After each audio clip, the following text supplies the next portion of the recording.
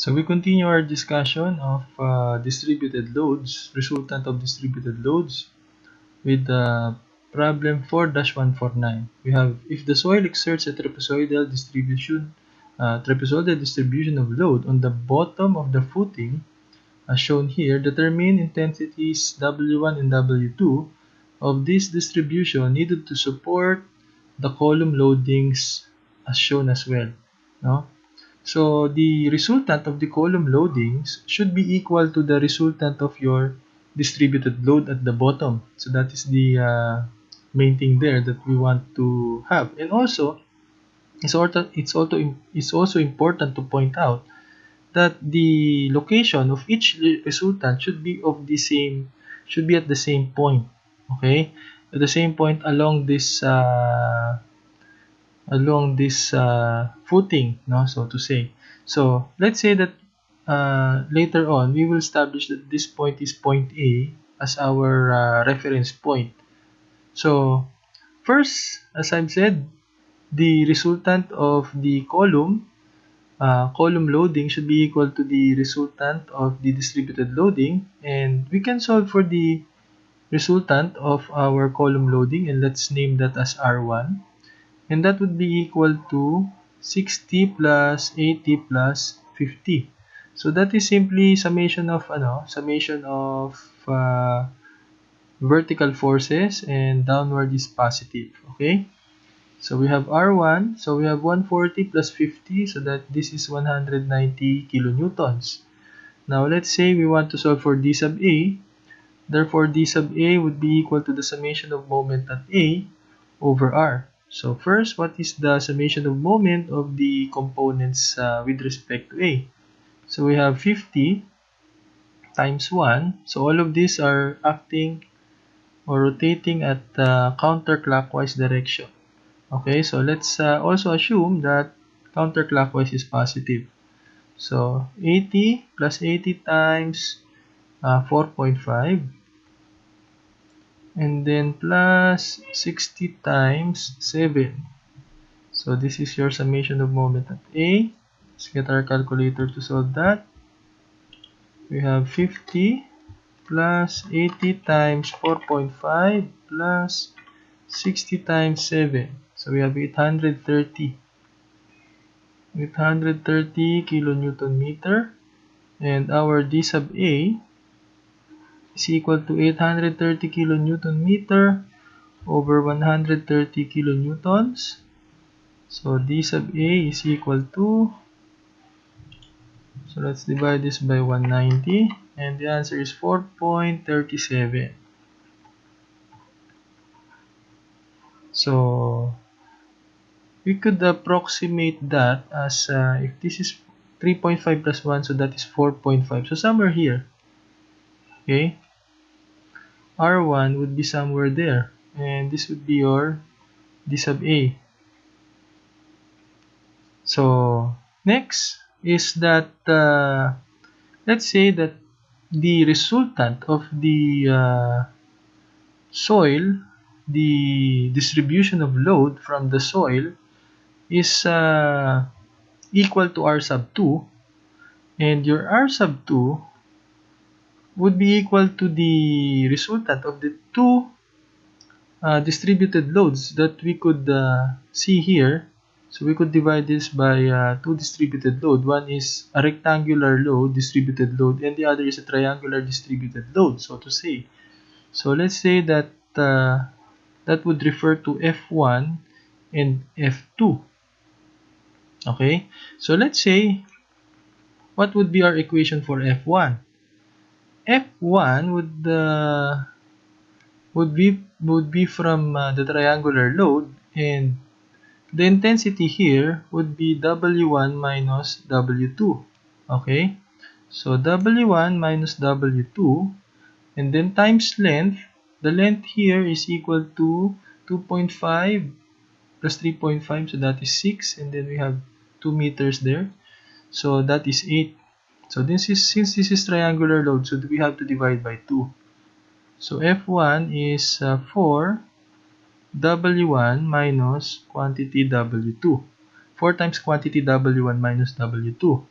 Now, what is our F sub 2? F sub 2 is simply a uniformly distributed load, no, rectangular. So, therefore, that is W2 times 8. So, F2 is 8 W2. Okay? So, R2, as I've said, should be equal to R1 in order for the soil to support the column loadings, and R1 is equal to 190. So, that could be our first equation. 190 is equal to 4W1 minus 4W2 plus 8W2. So, let's simplify that. We'll have 4W1 plus 4W2, or we'll have 4 times quantity W1 plus W2. And we could actually divide we could divide 4 to 190. So 190 divided by 4, so that's 47.5. So 47.5 is equal to W1 plus W2. So let's say this is our equation number 1.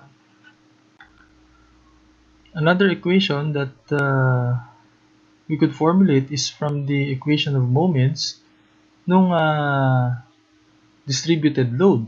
So F1, so let's say F1 has a location of D1, and let's all be in reference to our point A again.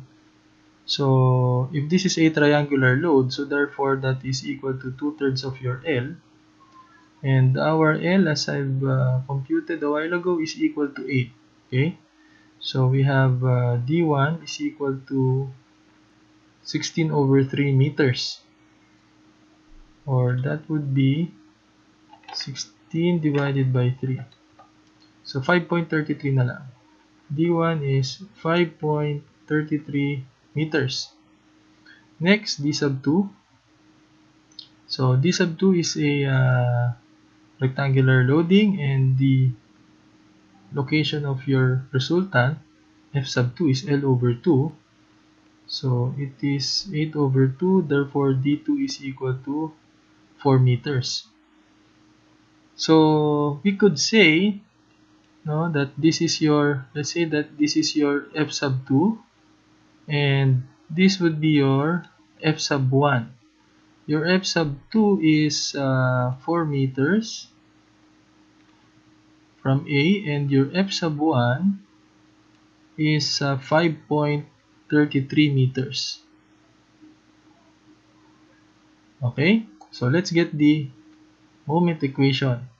So the summation of moment, again, A is our reference point, and both of these forces has a clockwise. So let's assume clockwise is positive. So we have F1 times 5.33 plus F2 times 4. Okay? Now, F1, as I've said kanina, F1 is equal to 4W1 minus W2.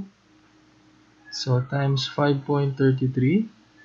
Then, F2 is 8W2. So, times 4. So, we'll have, let's get our calculator. We have 4 times 5.33, so that would be 21.32. 21.32 W1 minus 21.32 W sub 2 plus 32 W sub 2, 8 times 4.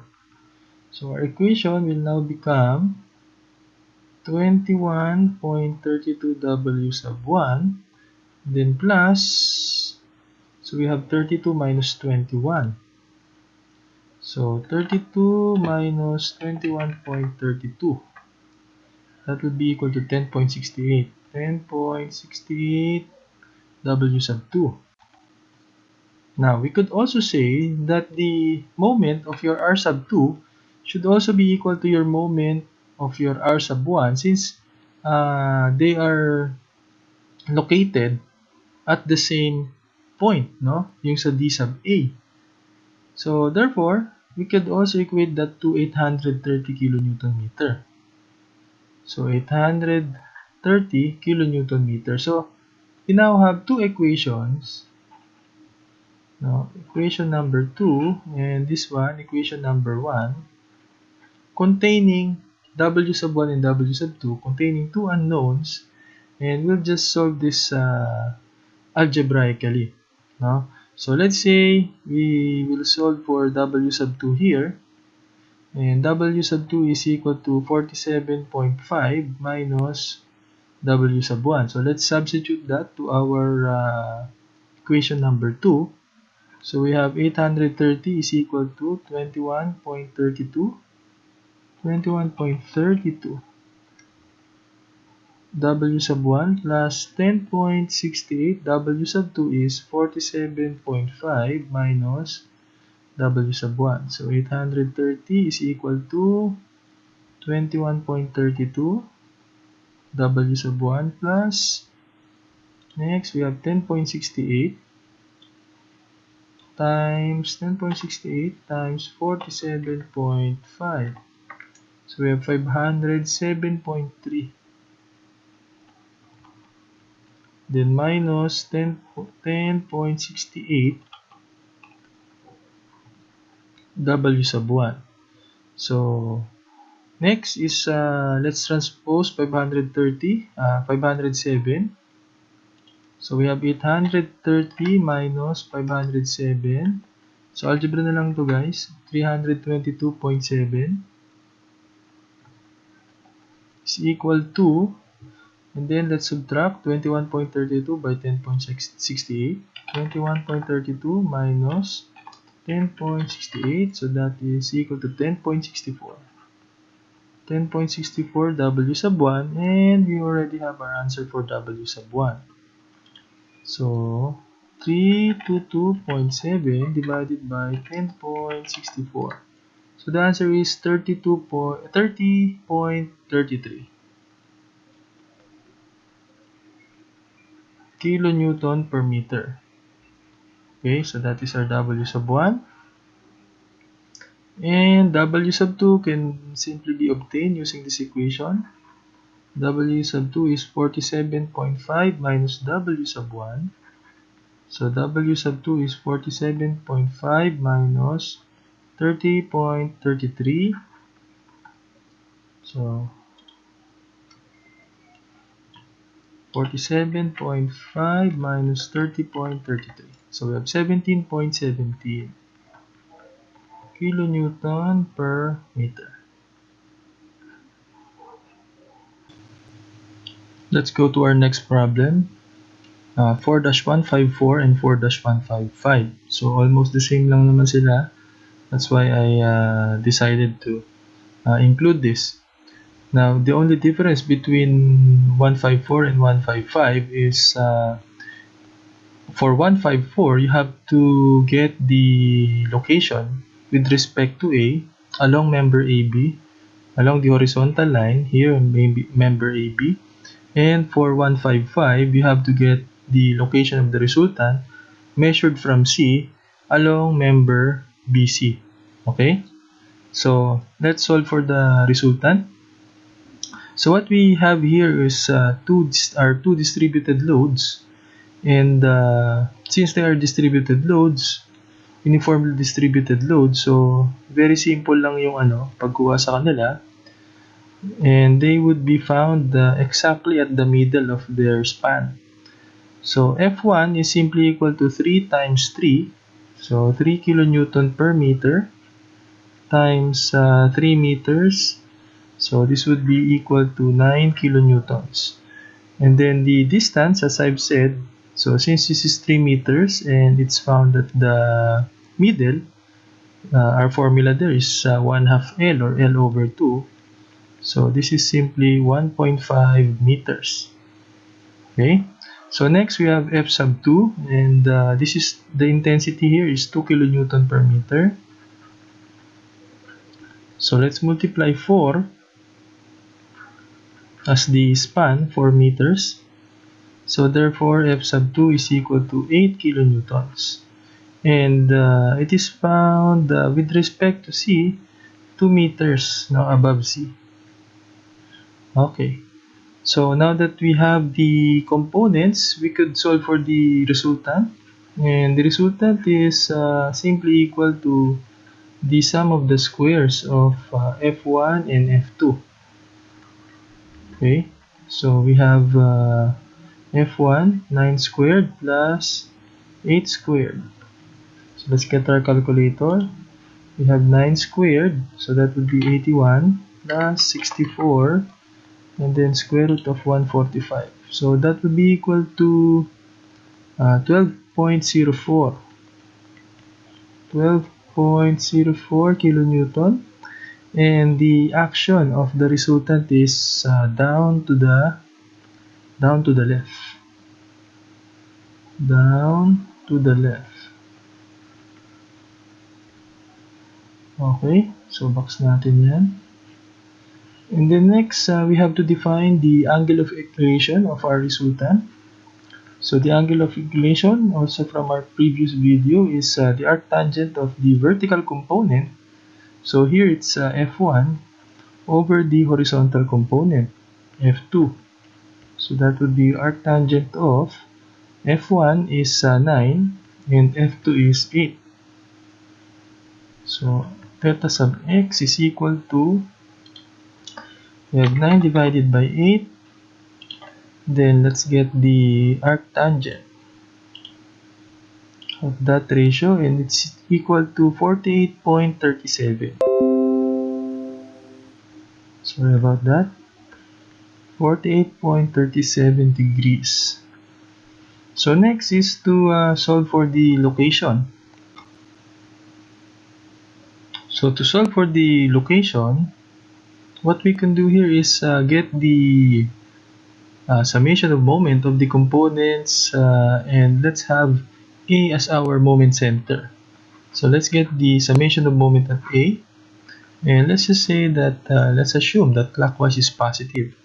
So you have F1 times 1.5, okay, that's clockwise, and then you have F2, so about A it's also clockwise, so plus F2 times, so since this is at the middle, so from going to point A, the moment arm would be 2, okay. Now we already have the values for F1, and that is 9, and F2 it's 8. So our summation of moment of A is equal to, so let's have 9 times 1.5 plus 16, 8 times 2. So the answer is 29.5 kilonewton meter. Now this summation of moment would also be equal to the moment of the resultant, as what I've explained in previous problem. So let's just assume that let's say that our resultant, no, our resultant is passing along this line. So it has this line of action, and we want to know the location, of course.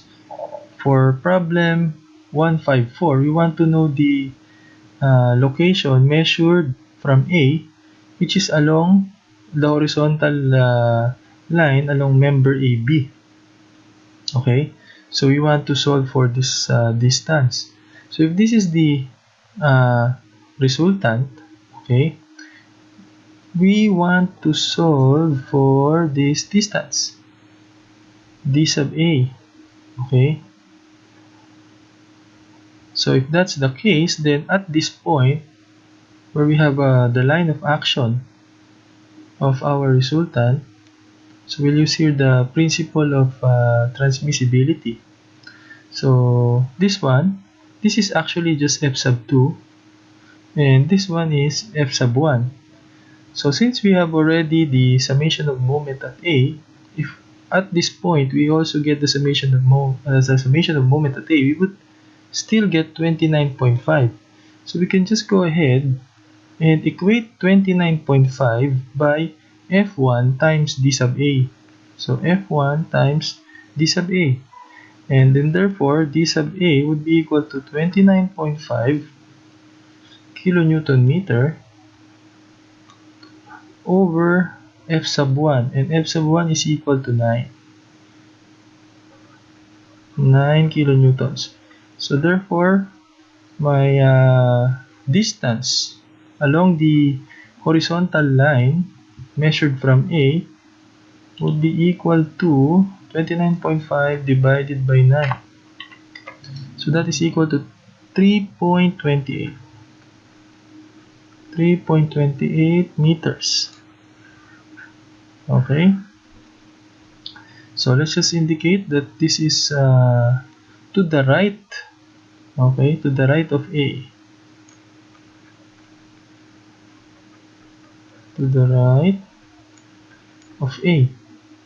So next for problem 155, we want to specify where its line of action intersects along vertical line along member BC. So this is member BC. So meron tayo ditong vertical line, and we want to know where it intersects along this vertical line measured from C. So to know that, we would again examine another point along the line of action of our resultant, which is this point. Okay, so at that point, we have here the horizontal component, which is F2, and we have the vertical component, which is F1. Now, if we take the moment, again, we take the moment of the components F1 and F2 first. F1 and F2 about C. So let's take summation of moment about C, clockwise positive. So ito yung independent muna, itong F1 and itong F2. So we have F1 9, and so you can see here the moment is actually counterclockwise. So let's have negative 9 times 1.5, and then we have F2. F2 is also counterclockwise, so minus 8 times 2. Okay, so actually that's the same equation that we also had, no? Naging negative lang. So negative 29.5 kilonewton meter. And then what we want to do next is equate this negative 29.5, but this time, as I've said earlier, we will consider this point along the line of action. So along that line of action, we only have F2, no? And then times D sub C. So ito naman yung D sub C, right? That's what you want to find, D sub C. And this is also counterclockwise, so we have negative F2 times D sub C. So therefore, D sub C is 29.5 divided by F2, which is 8. So D sub C is equal to, so we have 29.5 divided by 8. So we have 3.69. 3.69 meters, and the correct notation here would be above C. Above point C or above C. Okay, so that is our answer. Okay, let's go to the next problem. So problem number 4-157. You have determined the resultant force and the couple moment at point O. Okay, so here, this is also a distributed loading, but the intensity varies according to this function, which is 1/3 of x cubed. So as I've said, this is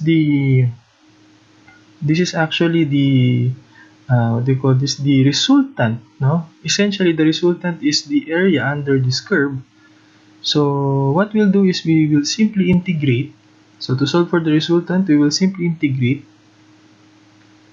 1/3 of x cubed dx. Okay, Kasi sabi sa ating integral calculus, right? If you will review, suppose we would select an element here, which is y, or in this case, it's a function of x, an intensity as a function of x. So therefore, in order to solve for the area under the curve, then we would have to integrate y dx, or in this case wx dx, and w of x is equal to 1/3 x cubed. And then what would be our limit? So our limit here would be from this point, which is 0, and then 3. So let's integrate from 0 to 3. Okay, so 1/3, no? I wrote 1/2, so 1/3. So resultant is equal to 1/3 integral of x cubed dx from 0 to 3. So that is simply equal to x cubed. Alam na natin yan. The integral of that would be by power formula. So x to the 4th over 4. Okay, and then let's apply the limit from 0 to 3. So we have 1 over 12. Then the limit would be upper limit minus lower limit. So 3 to the 4th minus 0 to the 4th. So 3 to the 4th divided by 12. Yun ang ano natin. Calculate. So we have 3 to the 4th and then divided by 12. So the answer is 6.75. 6.75 kilonewton. So that's the resultant.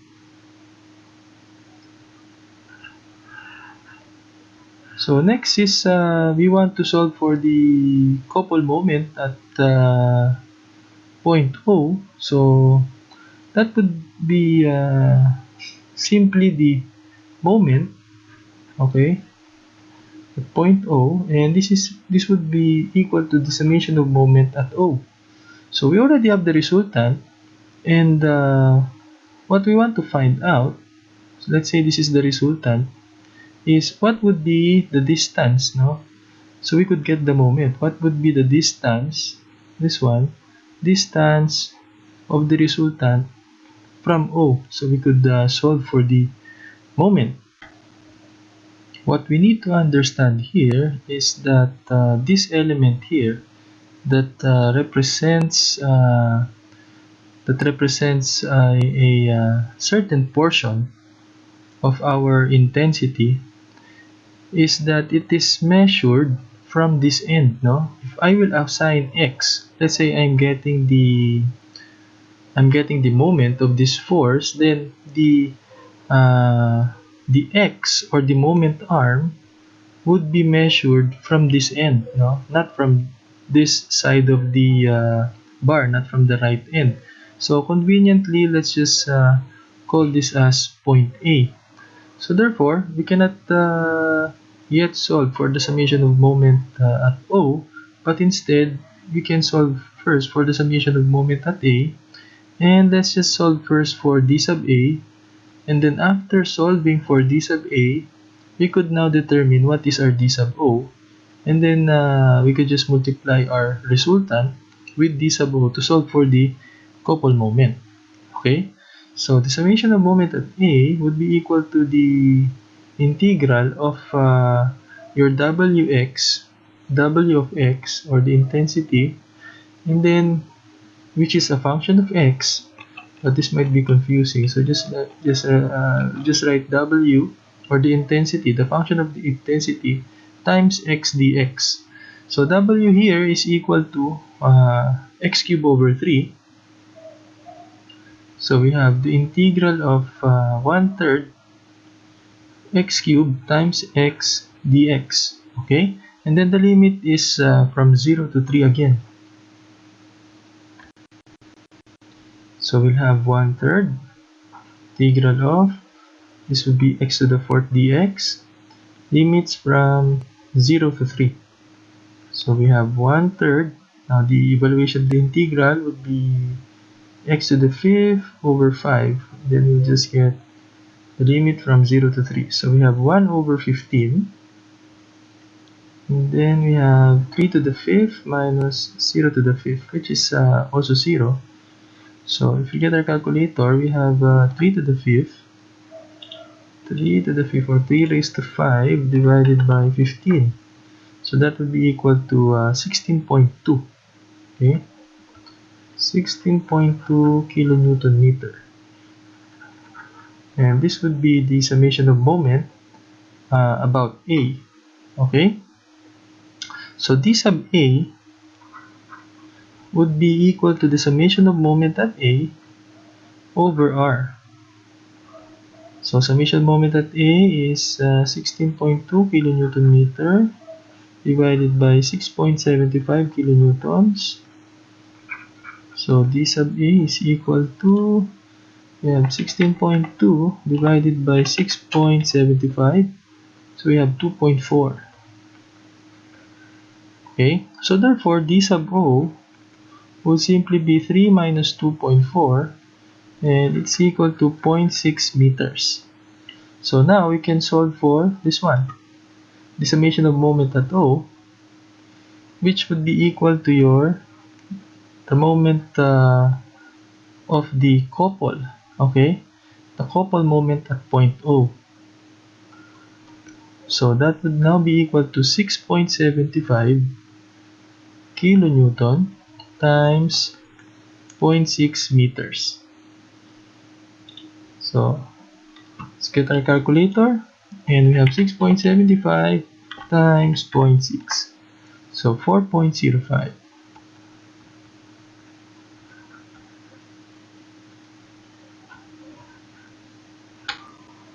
So last problem for this topic, for the topic of resolution of distributed load. So we have problem 4-159, and it reads: the distributed load acts on the shaft as shown. Determine the magnitude of the equivalent resultant force and specify its location measured from A. Okay, so what we have here is a distributed load, and it varies according to this function of x. So therefore, the resultant is simply equal to 2x squared minus 8x plus 18 differential x. So it's simply getting the area under the curve. And the limit is negative 1 to 4. Now, why negative 1 to 4? Now, remember, observe here that we have w. This is like your y-axis in your integral calculus. So that is the y-axis. So therefore, andyan yung, kumbaga, let's say, so to say, the origin. Okay? So that is 0. So therefore, if we go to the left of the origin, then therefore that would be negative 1. And then to the right would be positive 4. So the limit is negative 1 to 4. So if we will get the integral of this one, we could mentally do that, right? And that would be equal to 2x cubed over 3 minus 8x squared over 2 plus 18x. So the limit is from negative 1 to 4. So if we will simplify first, you have 2/3 x cubed minus 4x squared plus 18x. Limits from negative 1 to 4. So again, no, upper limit minus lower limit lang naman yan. So what is upper limit? We have 2/3. 2/3. So we have 4 raised to 3 minus 4 times 4 squared. So first substitute the upper limit, and then 18 times 4. Then subtract that by the lower limit. So we have 2/3, and then 4, well, not 4, but instead negative 1. So negative 1 cubed minus 4 times negative 1 squared plus 18 times negative 1. So the first part, let's solve that using our calculator. So we have 4 cubed, and then times 2 divided by 3. So 42.42 minus, so the next part here is 4 cubed again. 4 cubed. Okay, and then plus 18 times 4. So I have 50.67. Okay, 50.67, and then minus, so let's get our calculator again.